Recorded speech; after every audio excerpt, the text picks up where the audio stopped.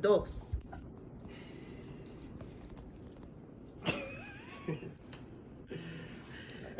Everyone thinks that driving stick is impossible to learn and not worthwhile. I'm here to tell you that it is not only easier than you might think, but it's actually a lot of fun too. Learning stick is a very valuable skill and will quite likely save you a couple bucks too.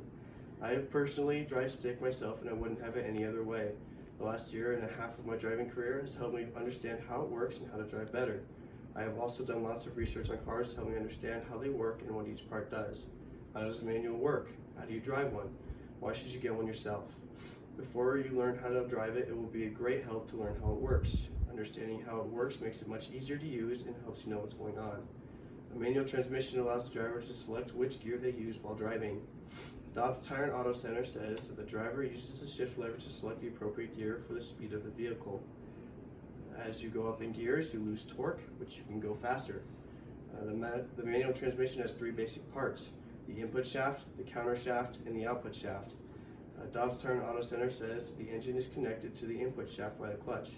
The counter shaft has many gears and is always connected directly to the input shaft. The output shaft connects the counter shaft to the drive shaft, which then leads to the wheels. Manual transmissions also come with a third pedal known as the clutch pedal. According to Dobbs Tire and Auto Centers, when you push the clutch pedal, it disconnects the input shaft from the engine, which allows you to select a gear. Once you release the clutch pedal, the input shaft and the output shaft are then reconnected, thus putting the car in gear and allowing you to drive. And now that you know how it works, it's time to teach you how to use it. First off, you cannot learn completely how to drive a stick without hands-on experience, but it is made much easier if you know what you're doing. The first thing to do is start the car. To start the car, you have to push the clutch pedal all the way in or else it will not start. You need to learn your car. Every single car is different. Each clutch will have what is called the friction point, which is the point where the clutch starts to grab as you let the pedal out. To find it, engage the clutch and move to the shifter to first gear. Then, slowly begin to release the clutch pedal until the car starts to move forward. Once the car starts to roll, push the clutch pedal all the way back in and stop the car. Repeat the process a couple of times so they have an idea of where it is. The key is to go slow. It takes time and patience to get it right. Once you have the friction point figured out, you're going to start actually driving. With the clutch pedal pushed in and the car in first gear, slowly begin to release the clutch. And as you approach the friction point, begin to give a little bit of gas. If you don't give enough gas, you'll stall the car. If you give too much gas, you'll take off a little faster, a lot more aggressively than you want to. Once you get to the friction point on the clutch, slowly and smoothly begin to release the clutch. At the same time, you want to increase the amount of gas you're giving. Remember, the smoother you are with your feet, the smoother your ride will be. Once you get up to speeds that are too fast for first gear, you repeat the process. Except this time you will change to second gear. A general rule of thumb is to have cruising speeds be around 2,500 RPMs. Remember to never bring your RPMs past the red line. Those RPM ranges are too high for your car and will cause significant damage to your engine. There are lots of things that you shouldn't do while driving a stick that people commonly do. The Northwest Tire and Auto Center of Houston gives a list of 7 things that are bad for your manual transmission. First, don't use your clutch pedal as a footrest. This will cause unnecessary stretch in your clutch and will cause it to wear out faster. Second, don't use the clutch to hold your place on a hill or at a stoplight. This will also cause extra wear on your clutch and will make it wear out faster. Third, don't rest your hand on the gear shifter.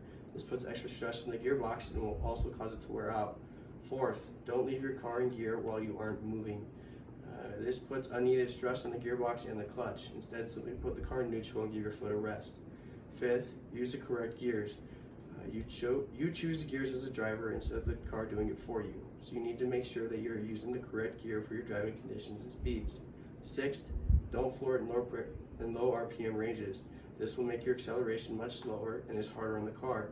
Instead, downshift to a lower gear when you accelerate. Finally, never shift without engaging the clutch.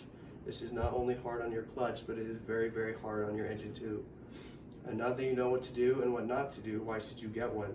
Learning to drive stick is very valuable and it may save you a couple bucks. Maintenance on a manual is simpler and cheaper than an automatic. Phoenix Friction says that an automatic transmission is much more complex than a manual. And this makes manuals cheaper and more reliable. They last longer than automatics because of their simplicity. Manuals are also good for many other things too. According to Phoenix Friction, manuals get better fuel economy than automatics. You also have more control over your car and are more connected to the road. Plus, since most Americans don't know how to drive stick, having a manual means there's a less chance of your car getting stolen. To wrap things up, you have learned how a manual transmission works. You have an idea of how to drive one, and you understand all the benefits of driving one. Maybe now you go out and get your own manual car. Driving a manual transmission isn't as hard as you think, and has lots of benefits to learning. It's time for you to go out and enjoy your previous form of driving. Yay! Good job.